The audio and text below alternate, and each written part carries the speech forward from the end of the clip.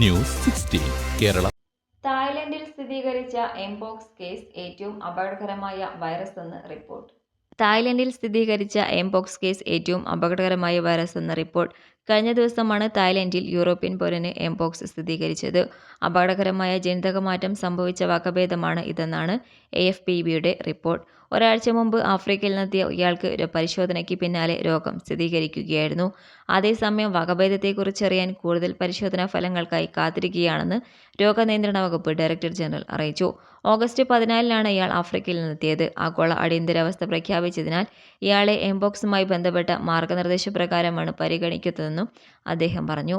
അതേസമയം ഇയാൾ ഏത് ആഫ്രിക്കൻ രാജ്യത്തു നിന്നാണ് എത്തിയത് എന്ന കാര്യം പുറത്തുവിട്ടിട്ടില്ല. എംപോക്സ് രോഗത്തിന്റെ തീവ്രവ്യാപനം കണക്കിലെടുത്ത് ആഗോള ആരോഗ്യ അടിയന്തരാവസ്ഥ പ്രഖ്യാപിച്ചിരിക്കുകയാണ് ലോകാരോഗ്യ സംഘടന. സംഘടനയുടെ കണക്ക് പ്രകാരം 2022 മുതൽ 116 രാജ്യങ്ങളിലാണ് കേസുകൾ റിപ്പോർട്ട് ചെയ്തിട്ടുള്ളത്. അടിയന്തര ശ്രദ്ധ ആവശ്യപ്പെടുന്ന രോഗത്തെ ഗ്രേഡ് 3 എമർജൻസി വിഭാഗത്തിലാണ് ഉൾപ്പെടുത്തിയിരിക്കുന്നത്.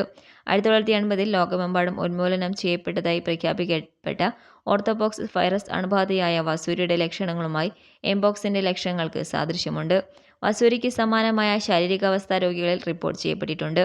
കുട്ടികൾ, ഗർഭിണികൾ, പ്രതിരോധശേഷി കുറഞ്ഞവർ എന്നിവർക്ക് വൈറസ് പിടിപെടാനുള്ള സാധ്യത കൂടുതലാണ്. News desk. പക്ഷമില്ല, വിവേചനമില്ല. നേരിനൊപ്പം, നാടിനൊപ്പം, നാട്ടുകാർക്കൊപ്പം. News 16 Kerala channel.